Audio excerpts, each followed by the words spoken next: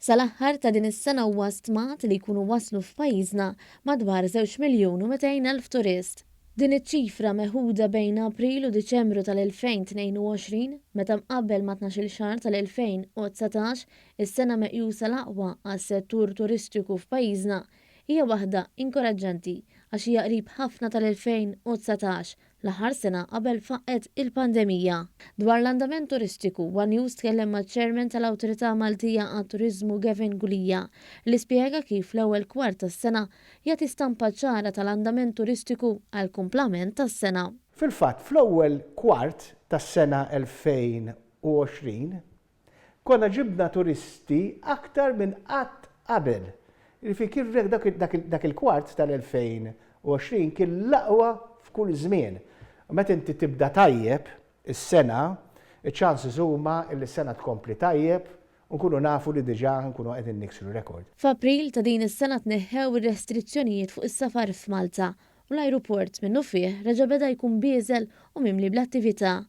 Dan ma seħħx kombinazzjoni. Iżda għax fix-xhur li matulhom is-settur turistiku kien l-aktar milqut mill-pandemija, ħidmet l-awtorità kienet iffukata fost oħrajn biex operaturi tat-turiżmu lokali jiġu sostnuti. Kien importanti ħafna illi tieħu ħsieb min qiegħed jipprovdi dak is-servizz għax jekk jisparixxi, mbagħad inutili tipprova tħajjar divers jiġu ġewwa pajjiżna, tħajjar nies li huma interessati fil-kultura jiġu ġewwa pajjiżna.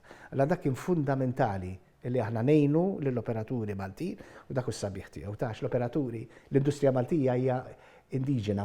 Jiġifieri l-biċċa kbira tin aktar minn 90% l-operaturi huma Maltin u tajjeb għax il-profitti allura ma jitilqux barra minn Malta, il-profitti li jsiru jibqgħu ġewwa pajjiżna u jiġu reinvestiti ġewwa pajjiżna. Il-konnettività ta' pajjiżna ma' pajjiżi oħrajn ukoll hija kruċjali sabiex pajjiżna ikun attrajenti għat-turisti mis-swieq differenti. Illum għandna l-Polonja illi huwa suq illi meravilja tal-meravilji. Qabel l-2019 kien qiegħed jikber u mbagħad sofra minħabba l-pandemija bħal kull suq ieħor u diġà qiegħed juri l-istess tkabbir issa illi qed jibda l-istadju ta' irkupru u ikbar. Biżżejjed ngħidlek li mill-Polonja pereżempju diġà ġibna 130,000 turist f'9 xhur meta fl-2019 li kienet l-aqwa sena konna ġibna 109 f'sena kollha. Jiġifieri il-suq Pollak qiegħed jiżbuq l-istess suq matul l-2019. Iżda wara n-numri hemm ħafna ħidma kontinwa li waslet ukoll biex permezz ta' turiżmu diversifikat qed tiġi eliminata l-istaġjonalità turistika. Wara tallimna allura nbigħu lil pajjiżna barra s-sajf ukoll u dan huwa importanti ħafna.